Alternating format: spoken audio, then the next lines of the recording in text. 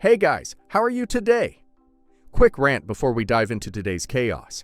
As some of you might have noticed, YouTube's algorithm has decided I'm not special anymore. Shocking, I know. So now if you don't like, comment, or do a little backflip in the algorithm's honor, this video might just vanish into the void, never to be seen again. Seriously though, even a hi or "this is wild" in the comments helps way more than you think. It tells YouTube, hey, people actually like this channel. Maybe don't hide it from everyone. That can really help push my videos out to a wider audience, not just to my subscribers. So if you enjoy these stories and want to support the channel, that's the best way to do it. Now grab a drink, get comfy, and enjoy the drama. You won't want to miss this one.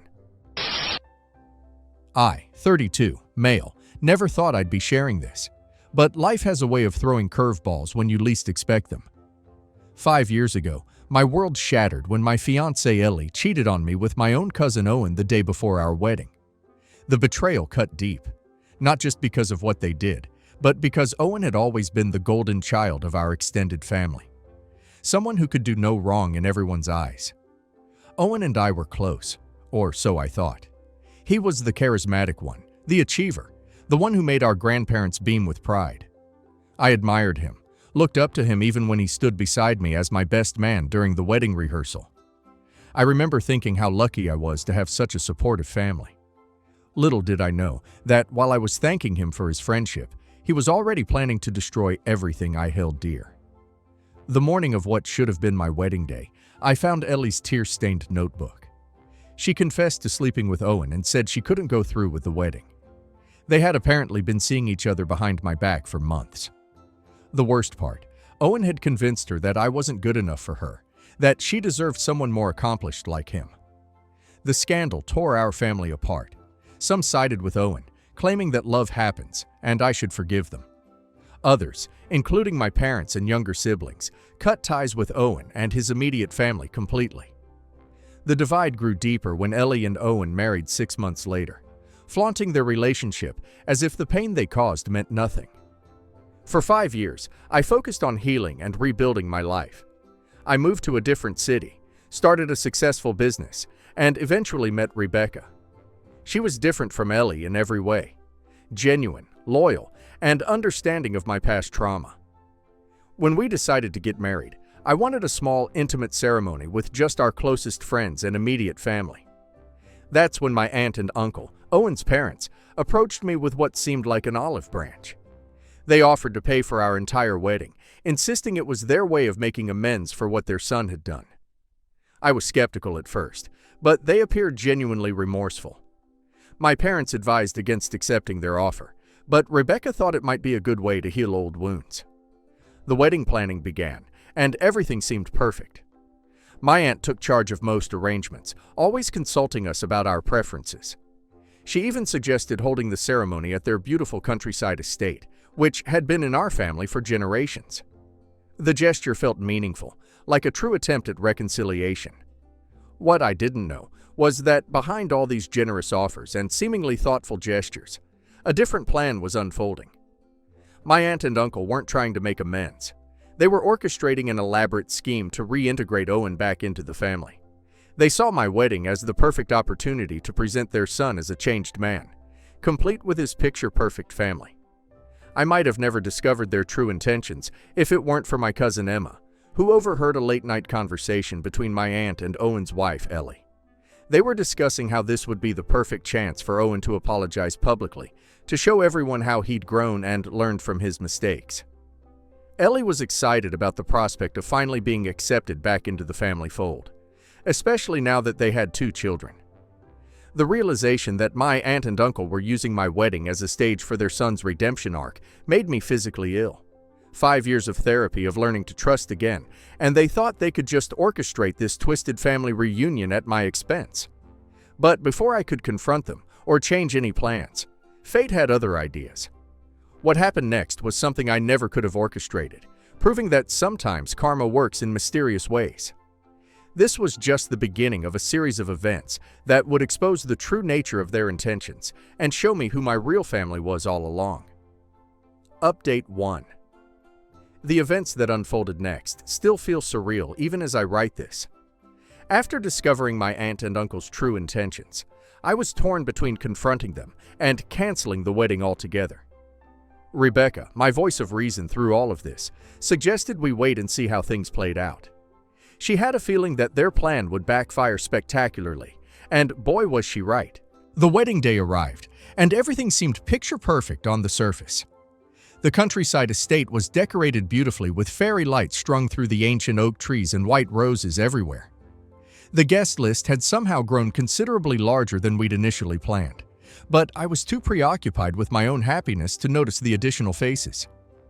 What my aunt and uncle didn't account for was that news travels fast in small towns, and most of our guests knew exactly what had happened 5 years ago.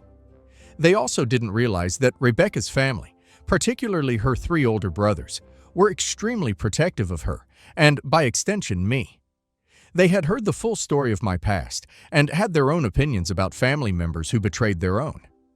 The ceremony was scheduled for 4 p.m., but around 3:30, there was a commotion at the estate's main entrance.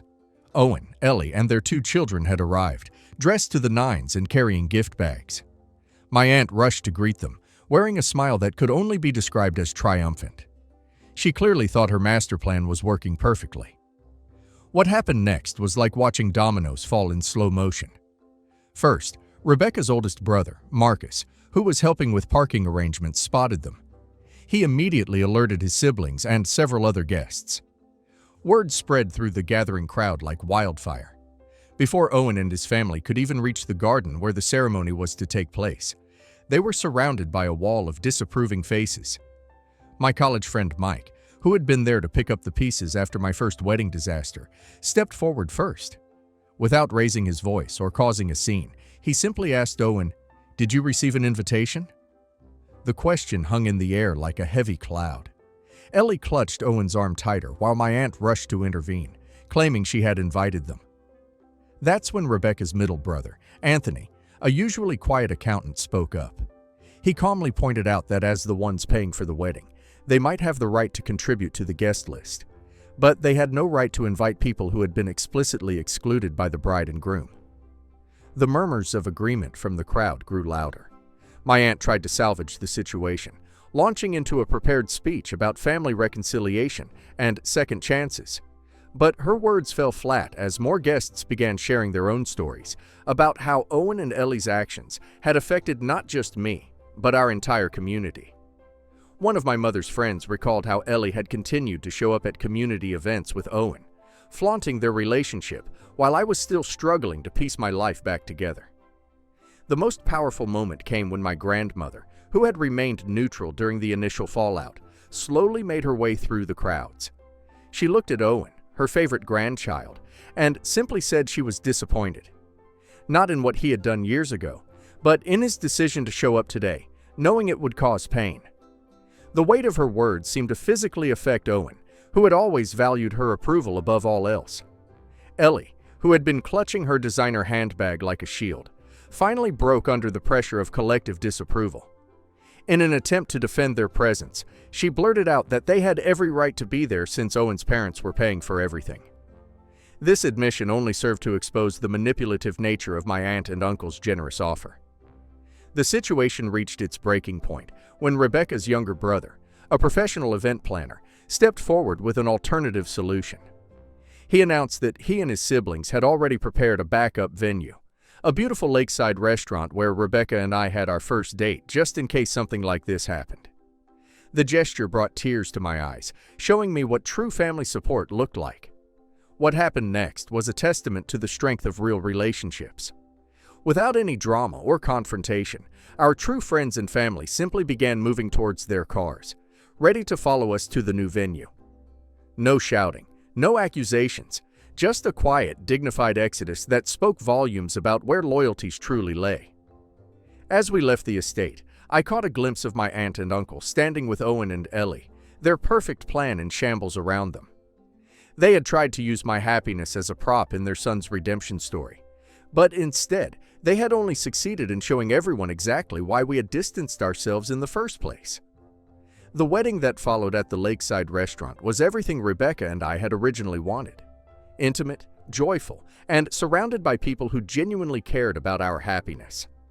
Sometimes the best revenge isn't confrontation or anger, but simply moving forward with people who respect and value you. Update 2.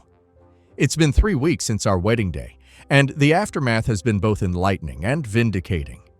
The events that followed our departure from the estate reveal just how deep the web of manipulation ran, and how my aunt and uncle's plans had been years in the making.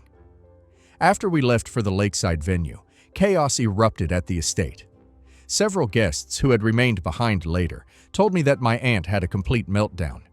She began revealing details of their elaborate scheme, perhaps thinking she could still salvage the situation by explaining their good intentions. What she actually did was expose just how calculated their actions had been. It turned out that they had been planning this reconciliation for over a year. They had specifically chosen our wedding as the perfect opportunity because they knew many extended family members who had cut ties with Owen would attend. They had even hired a professional photographer to capture what they hoped would be a touching moment of family reunion, planning to use those photos to showcase their son's redemption on social media. The most shocking revelation came from Emma, who shared more details about conversations she had overheard. My aunt and uncle had actually been making monthly deposits into a separate account for 2 years, preparing for the possibility of funding someone's wedding just to create this opportunity. They had initially approached my cousin Lisa when she got engaged, but she had declined their offer. When they heard about my engagement to Rebecca, they saw it as divine intervention. What better story than the betrayed cousin welcoming back his betrayer? Ellie's role in all of this became clearer too. She had been actively participating in the planning, seeing it as her chance to finally be accepted by the family members who had shunned her. She had even prepared a speech about growth and forgiveness, which she had planned to deliver during the reception. The fact that she thought this would be appropriate showed just how disconnected they all were from reality. The aftermath affected Owen more than anyone expected. Several guests reported seeing him argue with Ellie in the estate's parking lot after everyone left. Apparently, he had been hesitant about the whole plan, but Ellie and his parents had convinced him it would work. The public rejection, especially his grandmother's disappointment, seemed to finally make him realize the true consequences of his actions. My aunt and uncle's reputation in the family suffered irreparable damage. Their manipulation wasn't just about Owen anymore. They had tried to use my wedding, my happiness, and my healing process as tools for their own agenda. Even family members who had previously maintained relationships with them began to distance themselves, disgusted by the calculated nature of their scheme. The story spread through our extended family network and reaching relatives who hadn't attended the wedding. Surprisingly, many of Owen's defenders from 5 years ago reached out to apologize, saying they finally understood the full scope of the betrayal. It wasn't just about the infidelity anymore. It was about the continued manipulation and disrespect for boundaries. Rebecca's family support during this time was incredible. Her brother's foresight in arranging a backup venue had saved our wedding day, but their support didn't stop there. They helped us document everything that had happened, including the financial aspect to protect us from any potential claims my aunt and uncle might make about the wedding expenses they had covered. The most unexpected development came from my grandmother. After years of trying to maintain a relationship with all her grandchildren, she finally took a firm stance. She withdrew the inheritance she had planned to leave to Owen and his family, instead creating a trust for educational purposes that would benefit all her grandchildren's future children except Owen's. Her decision sent shockwaves through the family, as she had always been the one pushing hardest for reconciliation. My parents, who had warned me against accepting the wedding funding, showed remarkable restraint in not saying, "I told you so." Instead, they focused on helping us move forward. They offered to help cover any outstanding wedding expenses, but Rebecca's family had already taken care of everything. The solidarity between our families strengthened our belief that we had built something genuine and valuable, despite the attempts to taint it. Professional photographs from our lakeside wedding arrived last week, and they captured something my aunt and uncle's planned photo op never could have: genuine joy and love surrounded by people who truly cared about us.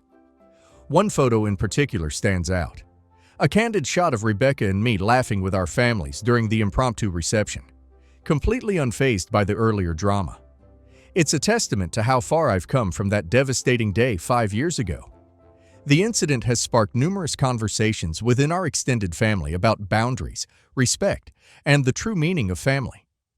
Many realize that blind forgiveness and forced reconciliation often do more harm than good, and the genuine relationships need to be built on trust and respect, not orchestrated moments of false redemption. The aftermath of our wedding also affected my aunt and uncle's professional lives in ways they hadn't anticipated. My uncle, a respected member of the local business community, faced uncomfortable questions at his social club. Several longtime business associates who had attended the wedding as family friends began distancing themselves from joint ventures. Their concern wasn't just about the wedding incident, but about the pattern of manipulation it revealed. As one former partner reportedly said, if he could orchestrate something this elaborate to manipulate his own nephew's wedding, what else might he be capable of? The situation grew more complex when Ellie's parents finally broke their year's silence about the original affair. They reached out to me through Rebecca's family, expressing their deep shame about their daughter's actions, both past and present. They shared how they had opposed her marriage to Owen, seeing it as built on betrayal, but had been essentially strong-armed into supporting it by my aunt and uncle's social and financial influence. Their confession added another layer to the pattern of manipulation that had surrounded Owen and Ellie's relationship from the start. Perhaps the most unexpected development came from our wedding vendors. When word got out about how my aunt and uncle had tried to hijack the celebration, several of them came forward with stories about unusual requests and suspicious phone calls they'd received in the weeks leading up to the wedding. The florist revealed that someone had tried to arrange for specific flowers, Ellie's favorites, to be added to the bride's bouquet without our knowledge. The wedding coordinator admitted that she had been approached about making last-minute seating changes to place Owen and Ellie's family at prominent tables. These revelations showed just how meticulously planned their scheme had been. The whole experience has sparked important discussions in our extended family about the nature of forgiveness and reconciliation. Many realize that true healing can't be forced or orchestrated. It has to come naturally with genuine remorse and changed behavior.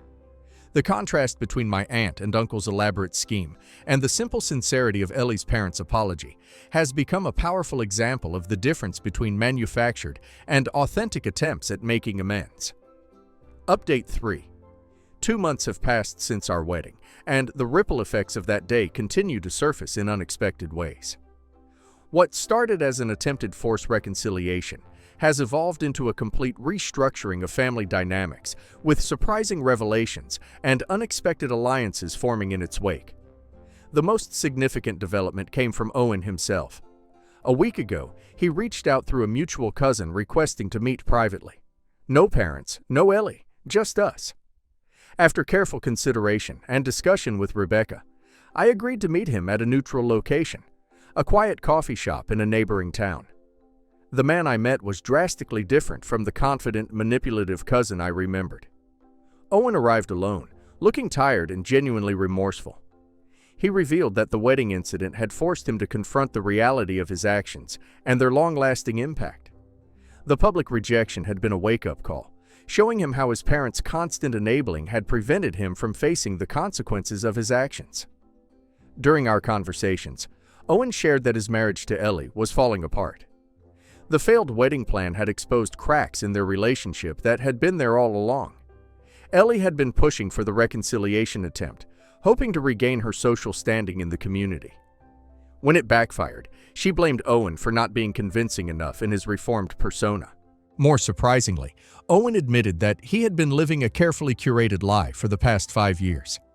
His seemingly perfect life, the successful career, the happy marriage, the beautiful children, was largely a facade maintained by his parents' financial support and constant intervention. The wedding incident had finally made him realize how artificial his entire life had become.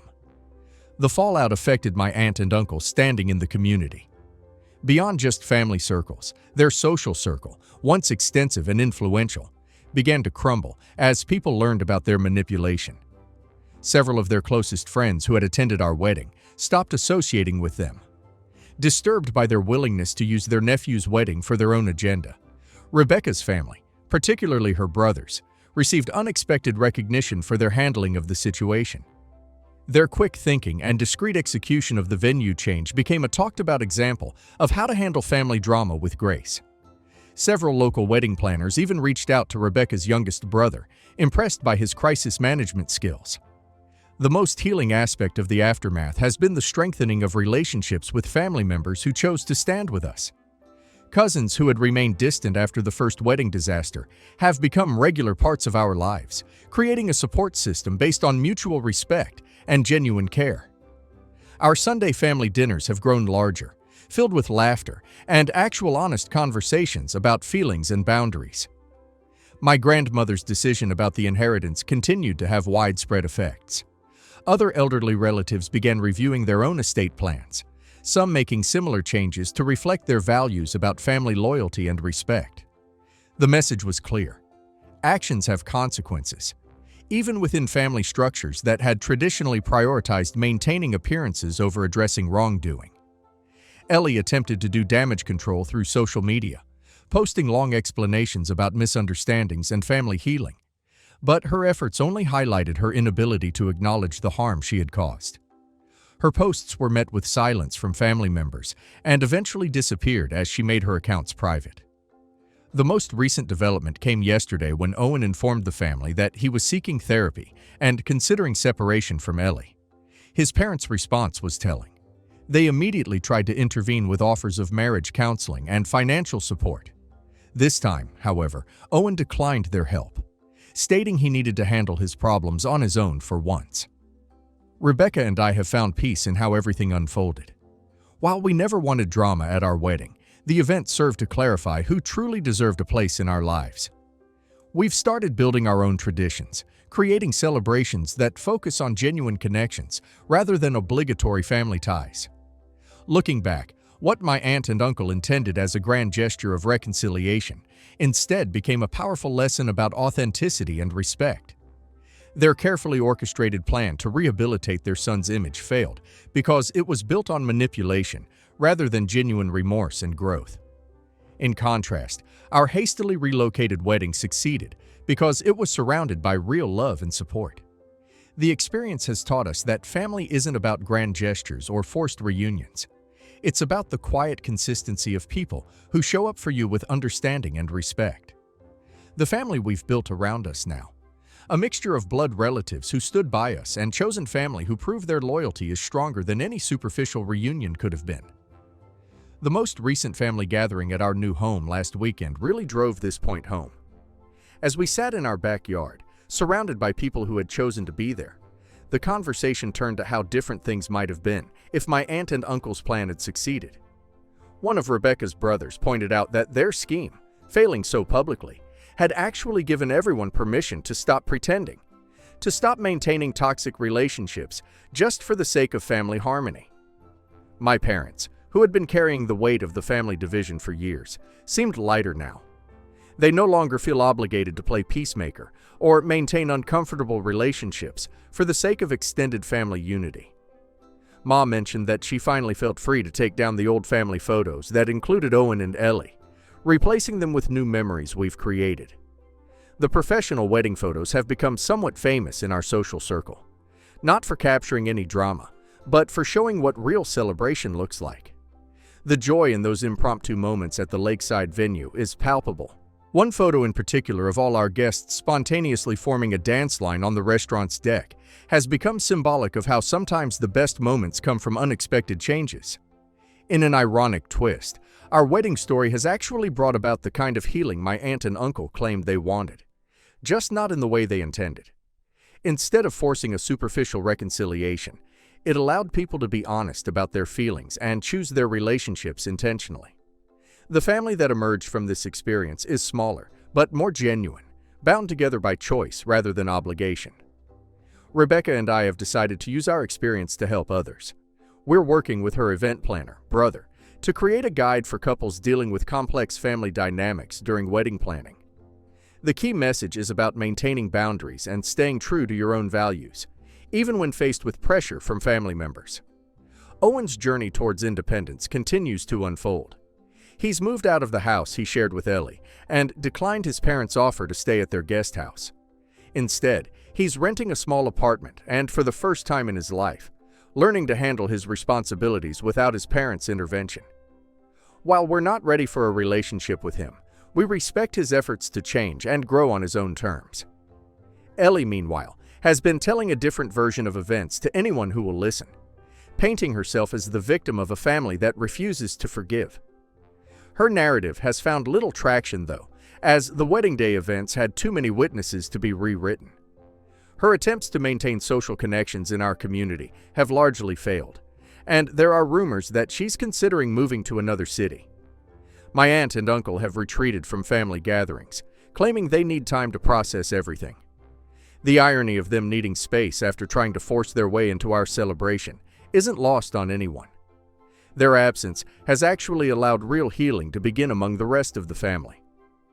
Looking towards the future, Rebecca and I feel stronger for having weathered this storm together. We're expecting our first child next spring, and the experience has helped us clarify exactly what kind of family environment we want to create. We're committed to teaching our child about genuine relationships, honest communication, and the courage to maintain boundaries. Lessons that came at a high price, but proved invaluable. The thank you cards we sent out for our wedding included a note that took on special meaning. Thank you for showing us that true family is built on respect, love, and choice. Your presence made our celebration perfect, not despite the unexpected changes, but because of how we weathered them together as we closed this chapter of our lives. We're grateful for the clarity it brought. Sometimes it takes a dramatic attempt at forced reconciliation to show you who your real family is. And it's not always who you share DNA with, but who shows up for you with honest hearts and genuine support. Our story continues to remind us that while we can't choose all of our relatives, we can choose how we handle their actions and who we allow to be part of our journey. In the end, the family we've built is stronger than any carefully orchestrated reunion could ever be, because it's built on truth, respect, and authentic connections rather than manipulation and forced forgiveness. Edit. As we approach the 3-month mark since our wedding, new understandings continue to emerge. One significant development involves Owen's children. Through family channels, we learn that he's been having difficult but necessary conversations with his young kids about integrity and accountability. He's made the conscious decision not to shield them from his past mistakes, age-appropriately explaining why some family members aren't in their lives. This approach, so different from his parents' pattern of denial and manipulation, suggests that perhaps real change is possible. The ripple effects have reached even distant family members. Cousins from across the country have started sharing their own stories of experiencing manipulation from my aunt and uncle over the years. One cousin revealed how they had tried to orchestrate her choice of college to keep her close to Owen when he was struggling with his first year of university. Another shared how they had attempted to pressure him into offering Owen a job at his startup, using family loyalty as leverage. These stories created a pattern that stretched back decades, showing how their enabling behavior had affected more than just our immediate family circle. Rebecca's influence on how I view family dynamics has been transformative. Her background in child development has helped us understand how patterns of manipulation and enabling behavior can be passed down through generations. We've made a conscious decision to break these cycles, starting with how we plan to raise our own child. We're already discussing ways to foster genuine relationships and emotional honesty from the start. The community's response to our story has been overwhelming. Several couples planning their own weddings have reached out sharing similar stories of family pressure and manipulation. We become unexpected advocates for maintaining healthy boundaries during wedding planning, emphasizing that it's okay to prioritize your own well-being over family expectations. Rebecca's brother has even added a section to his event planning business, specifically focused on helping couples navigate complex family dynamics during wedding preparations. These past months have shown us that sometimes the most painful experiences can lead to the most necessary growth. While we never wanted our wedding to become a catalyst for such dramatic family changes, the clarity and strength we've gained have made us better prepared for building our own family's future. I love how this story turned into a case study in actual versus fake forgiveness. OP's aunt and uncle wanted a photo op and a narrative. Look how our family healed. What they didn't want was accountability, private apologies, or respect for OP's boundaries. Meanwhile, Rebecca's family quietly booked a backup venue, moved an entire wedding in an afternoon, and never made it about themselves. That's real family. OP didn't just avoid a disaster, he exposed a rot that had been in the family for decades. The fallout, inheritance changes, business partners backing off, people rethinking relationships, is exactly what happens when manipulators finally get dragged into the light. And now let's hear community's opinion.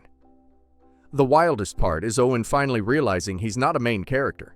He's just a 35-year-old man whose mommy and daddy have been running PR for him his whole life. And Ellie trying to give a speech about growth and forgiveness at the wedding of the man she cheated on? That's cartoon villain-level delusion. I actually respect that you're not rushing to reconcile with Owen, even though he's finally in therapy and separating from her. Change isn't one coffee and some tears. It's what he does for the next 5 to 10 years. You owe him nothing, but I respect that you can see his efforts without handing him instant absolution. This is one of those stories that proves family is not a magic word. Your aunt and uncle weaponized that word for years to guilt people into doing what they wanted. They tried to turn your wedding into their comeback tour, and when it blew up, everyone finally stopped pretending. Your grandma changing her will, your parents dropping the peacemaker role, cousins coming closer, Rebecca's brother turning this into a service to help other couples. That's real healing. The family you ended up with is smaller, but so much more solid. Honestly, that lakeside dance line sounds more meaningful than any staged forgiveness photo ever could be.